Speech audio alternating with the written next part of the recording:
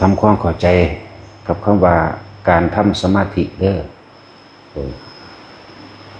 ตามความเป็นจริงแล้วก็คือว่าสมาธิบ่ได้กำหนดว่าท่าใดท่าหนึ่งบ่ได้กำหนดบ่ได้ตายตัวผูกขาดที่เวลานั่งรับตาต้องนั่งท่าสมาธิแปลว่าจิตตั้งมั่นในความสงบแต่คำว่าจิตตั้งมั่นขอให้ทุกคนทำความเข้าใจกับว่าฐานที่ตั้งแห่งจิต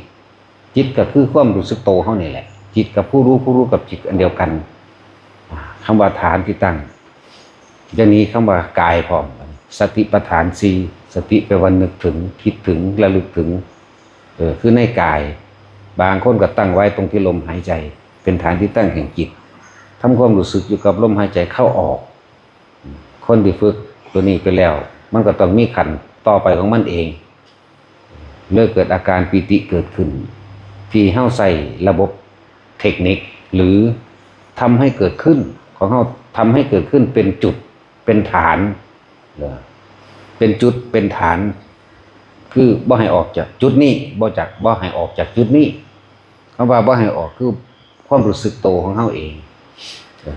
คือนิ่มๆน้องๆอยู่ระหว่างกลางคิ้วกลางหน้าผากนี่เองนี่เรียกว่าฐานที่ตั้งแห่งจิตนี่สำคัญมากเลย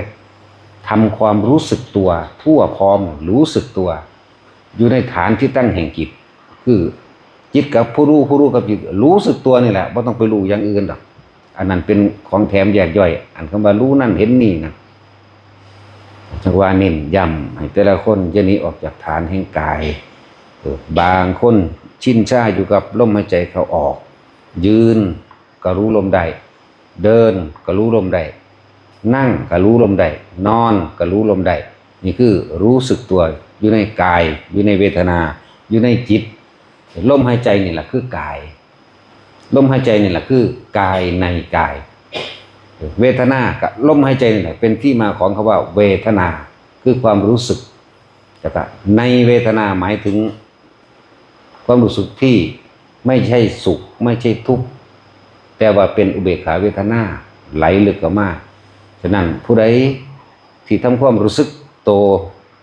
ในลมหายใจเข้าและออกได้รู้สึกเย็นในระหว่างโพรงจมูกบางคนมันก็ต่อเข้าไปตรงกลางหน้าผากแค่นี้การฝึกหัดปฏิบัติกายเวทนาจิตเวทนากายร่วมกันเป็นหนึ่งอยู่ที่ลมหายใจเข้าออกกับอาการปีติให้ทุกคนมั่นใจคำว่าชาภคุโรเพ่งอยู่ในความรู้สึกอันเป็นหนึ่งคำว่าหนึ่งต้องเป็นอุเบกขาเท่านั้นอันอื่นบ่เป็นถ้าเฮาคิดออกถึงบุคคลนั่นไปสองไปสามมาได้บุคคลนั้นบุคคลนี้บ่เป็นหนึ่งสุขเกิดขึ้นทุกข์เกิดขึ้นหรือพอใจเกิดขึ้นไม่พอใจเกิดขึ้นแต่เฮาทำความรู้สึกตั้งมั่นอยู่ในเฉพาะลมหายใจกับจุดอุณาโลมของเฮาเอง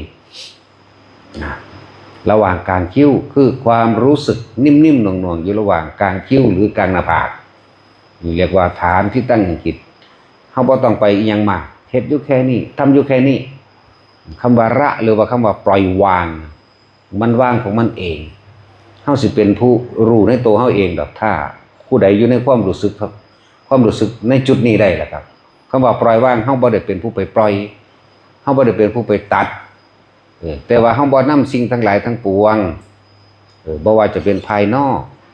คือคนทั้งหลายที่เฮาเห็นกันเรื่องเล่าต่างๆเสียงต่างๆมีภายนอกนำเข้ามาคิด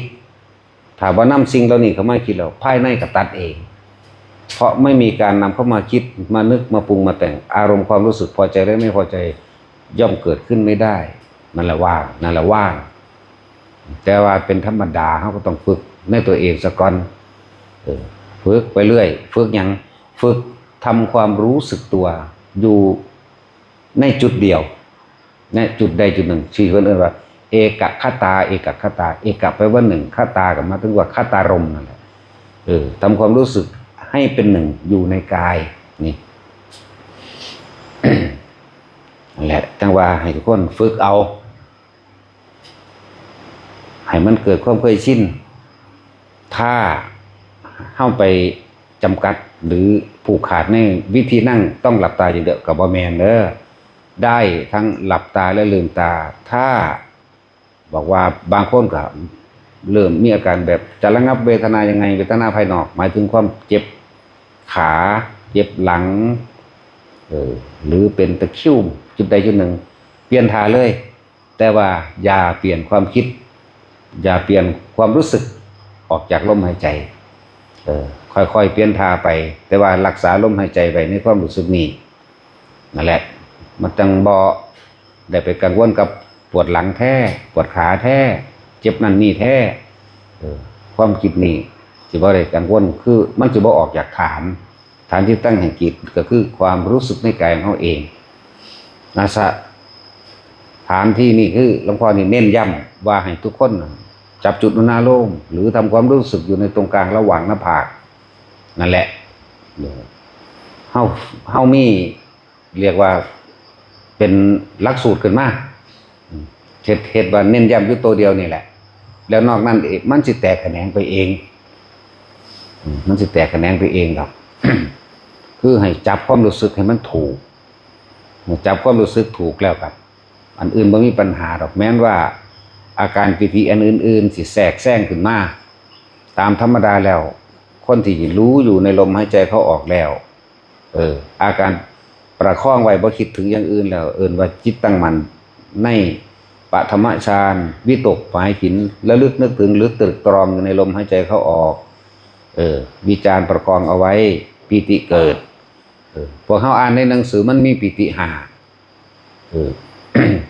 พระขุทกายปิติขนลุกขนพองสยองก้าวนี่ก็เป็นปิติหนึ่งขณิกายปิติเกิดอาการปลื้มจิตเหมือนจะร้องไห้หรือร้องไห้น้ำตาไหลจุกอกนี่เป็นปิติสองปิติที่สามภารณาปิติมีอาการโยกซ้ายโยกขวาโยกหน้าโยกหลังลึกๆนิ่มๆเหมือนกับนั่งอยู่ในอ่างน้ำปิติที่สามปิติสี่โอกันติกาปิติเกิดแสงสว่างขึ้นคล้ายแสงฟ้าแลบมั่งโพร่งขึ้นเลยทีเดียวมั่งพุ่งออกจากหน้าผากมั่งพุ่งมาจากทั้งไกลมาพุ่งเข้าหน้าผากเขามั่งแล้วแต่สิเป็นนะแสงสว่างและในคำว่าแสงสว่างนี้ย่อมมีนิมิตต่างๆเกิดขึ้นมากมายเป็นเครื่องแทรกซ้อนอันนี้ก็เรียกว่าปิติหนึ่งปิติที่ห้าคือมีอาการเหมือนกายลอยขึ้นเป็นลอยความรู้สึกคนส่วนมากจะเป็นแค่ลอยโดยความรู้สึกว่าตัวเองลอยเราเห็นเห็นตัวเองตกใจเห็นตกใจมื่นตาปุ๊บนั่นหมายถึงว่าออกจากความตั้งมั่นแห่งจิตออกจากฐานที่ตั้งแห่งจิตออกจากความรู้สึกในกายเพราะว่าความคิดของเฮามันไปตกใจมันไปวันไหวแล้วมันเลยบ่เป็นตั้งมั่นเลื่อนว่าสมาธิขาดเกลื่อนแล้วทีนี้หลวงพ่ออยู่นี่จึงนิยมให้ทุกคนทำสมาธิแบบลืมตาบ่ให้ลับตาถ้าลับตานี่เสียงก็แค่มันจะหันไปเบิ่งรถ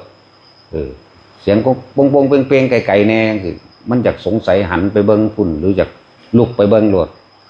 ทีนี้ให้เฮานั่นเฮ็ดแบบมื่นตาแล้วเฮาใส่สมาธิแบบอานาปานสติระบบเทคนิคคือกำหนดจุดรู้สึกตัวขึ้นมาเลยทีเดียววิธีฝึกของเฮาก็คือว่าเฮ็ดจังใดสิมีความรู้สึกนิ่มๆนวลๆอยู่กลางหน้าผากได้นั่นแหละถ้าทุกคนฝึกไปแล้วก็สิกระรู้แล้วล่ะถ้าคนบ่ทันได้เป็นก็มาฝึกเอาถ้าตั้งใจฝึกตามครูเขาแนะนำนั่นบ่เกิน5 นาทีเป็นเลยบ่ต้องสงสัยคนส่วนมากที่มันเป็นยากเพราะว่ามันสงสัยไปเอาความรู้ที่จำมาจาก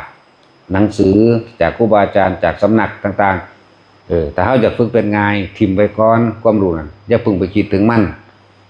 ฝึกแบบคนบ่ฮู้จักหยังคือต้องลืมทุกอย่างซะก่อนแล้วก็มาฝึกแบบคือจังบ่ฮู้จักหยังเลยแล้วจังมาจับเอาความรู้สึกนี่จังว่าบัดนี้เว้าถึงปิติ5อย่างแล้วทีนี้เฮาใส่ระบบอานาปานสติระบบเทคนิคนี่คือทำความรู้สึกตัวให้เกิดขึ้นเป็นจุดๆเดียวหรือตรงกลางระหว่างหน้าผากอันนี้แหละให้มื่นตานั่งท่าใดก็ได้คำว่านั่งแต่ว่าเฮาอยู่ในหมู่พวกคณะวิธีการฝึกแบบนี้เฮาก็ต้องนั่งเป็นระเบียบธรรมดาแต่ว่าถ้าเฮาออกไปอยู่เฉพาะที่ส่วนตัวเฮาแล้วในกุฏิอยู่ใน ที่เป็นส่วนโตนั่นแหละเฮาแล้วสินั่งท่าใดก็ได้ฝึกนั่งจนชินคำว่านั่งจนชินหยังชินความรู้สึกที่อยู่ในระหว่างกลางหน้าผากเฮานี่แหละชินกับความรู้สึกนี้ยืนก็ชินเดินก็ชินนอนก็ชินให้มันนิ่งอยู่อย่างเดียวเรียกว่ายืนเดินนั่งนอนจนว่าชินตลอดต่อไปถ้ามันชินแล้วตลอดทั้งทำการทำงานมันก็ชินของมันเองมันก็เป็นของมันเองจึงเรียกว่ารู้สึกตัวทั่วพร้อมอย่าเอาความรู้สึกนี้ออกจากกายความรู้สึกตัวนี้พวกเขาอาจจะบ่เข้าใจสมมุติว่าเขานอนอยู่นี่คนนอนอยู่นี่มักสิคิดถึงผู้นั้นผู้นี้แล้วก็ปรุงแต่งไปต่างๆนานาพอใจมั่งบ่พอใจมั่งห่วงมั่งหักมั่งเกลียดมั่งสารพัดแต่สิเรื่องกังวลที่เพิ่นว่านิวรณ์นั่นแหละกังวลก็ดีเกิดความพอใจมั่งบ่พอใจมั่งนั่นแหละนิวรณ์หรือว่ากามฉันทะทีนิมิทธะเศร้าซึมก็ว่าไปวิกิกิจฉาสงสัยเรื่องนั้นเรื่องนี้อุทจักกุกุจะฟุ้งซ่านรำคาญหงุดหงิดปฏิฆะเดี๋ยวก็เกิดความอาฆาตแค้นคนนั้นผู้นี้นี่เวลาคนนอนคิดถึงผู้นั้นคิดถึงผู้นี้คิดถึง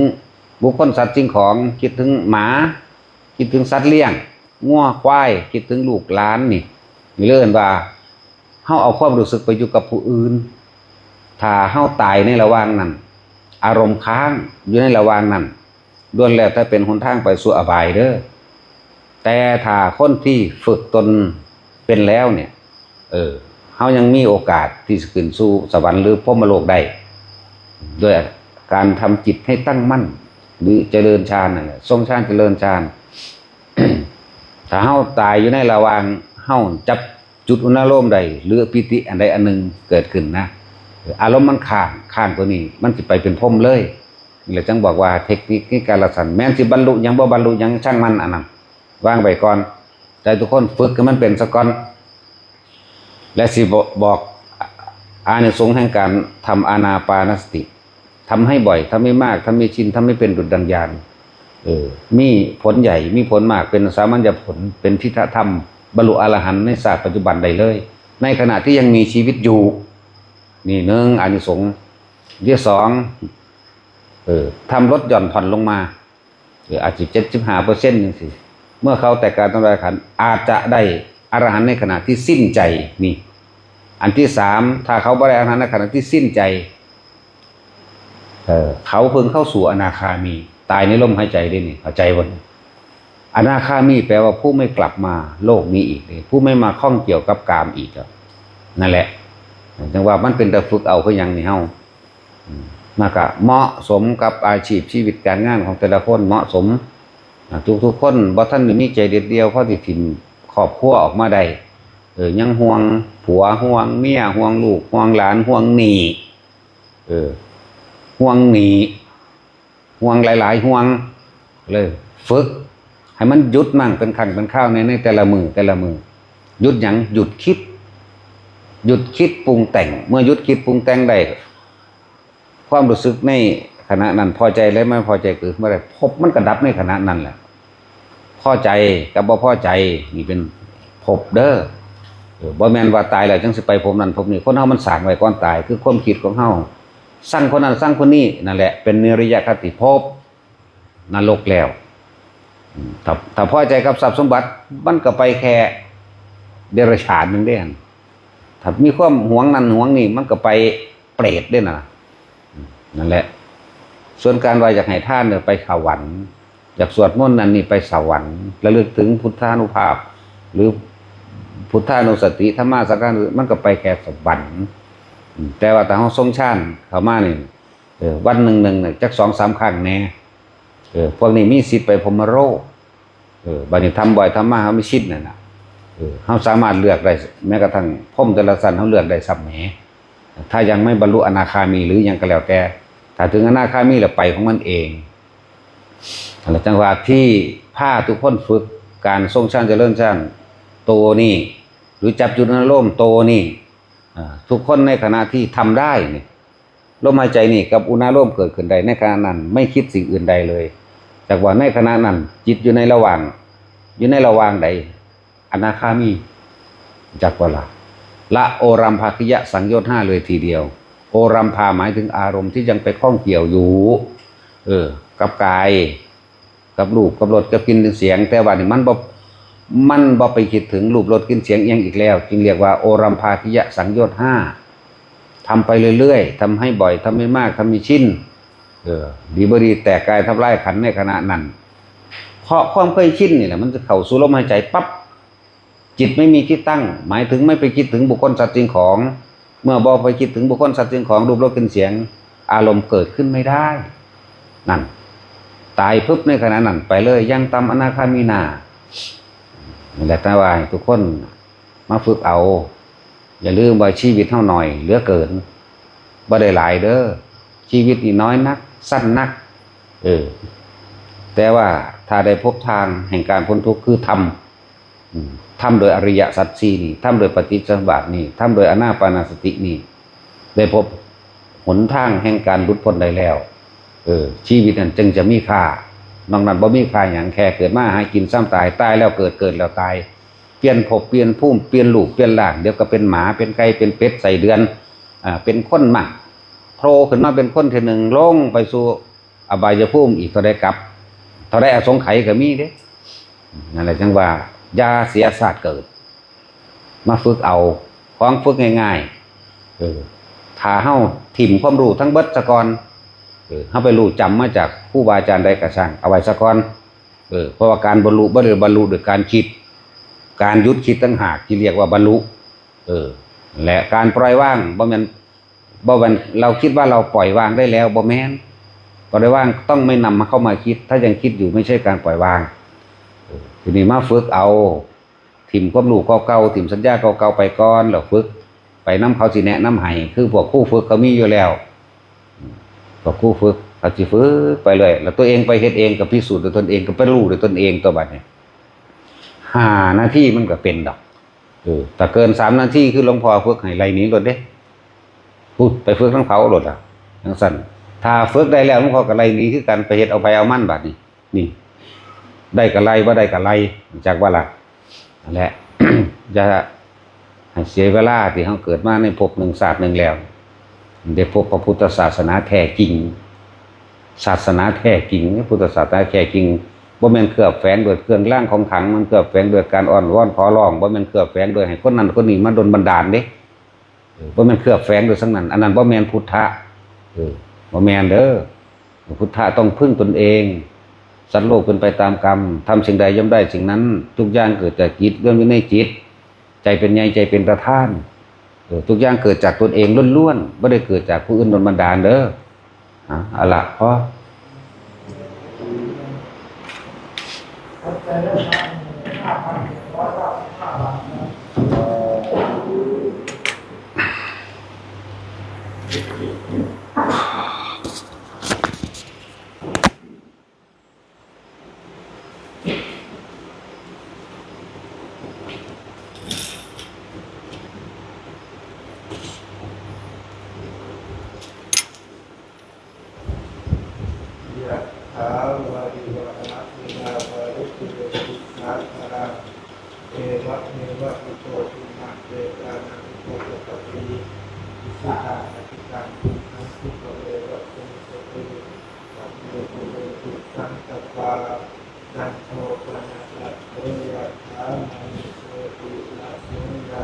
สัพพิติโย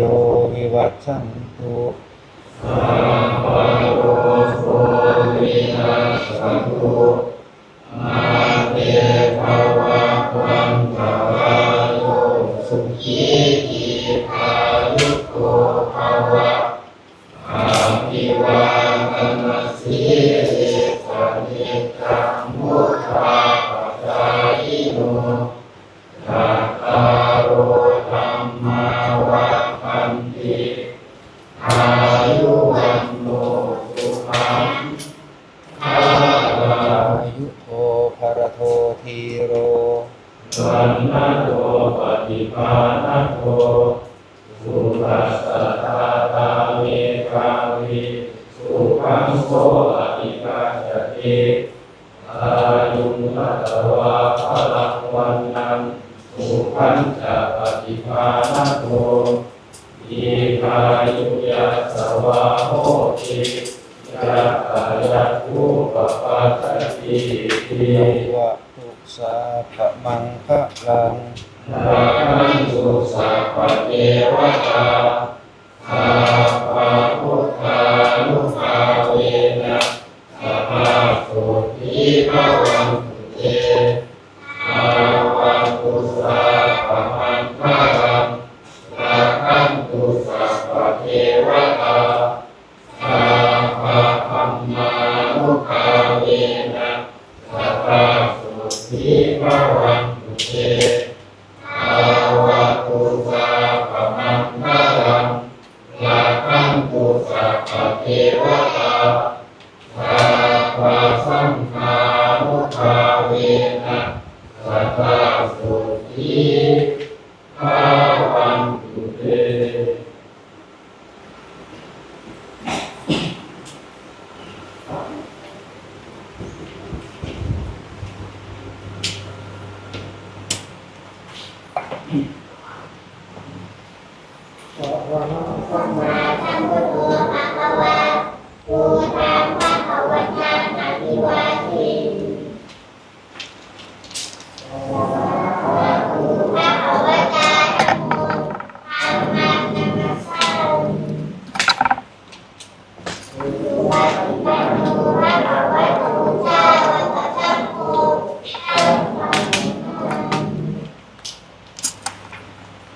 Wow.